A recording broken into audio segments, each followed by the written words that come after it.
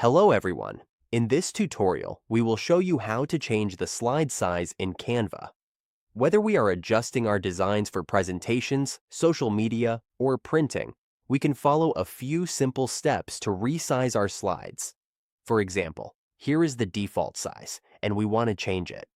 All we need to do is click on the page we want to resize. Let's say we want to resize page 2. To resize the page, click the Resize option in the upper left part of the menu. Once we click this, we will see the Resize feature, but please note that we can only use this if we have a Premium or Pro plan. With a Premium or Pro plan, we can use this feature. Here, we can enter a custom size or choose from ready-made social media sizes. This makes it easy to pick the right option. We can also choose sizes for printing or presentations. Just select the size we need. Once we have chosen the size, click Resize, and Canva will automatically adjust our page to the selected size. That's how we change the slide size in Canva. With just a few simple steps, we can customize our designs to fit any format we need.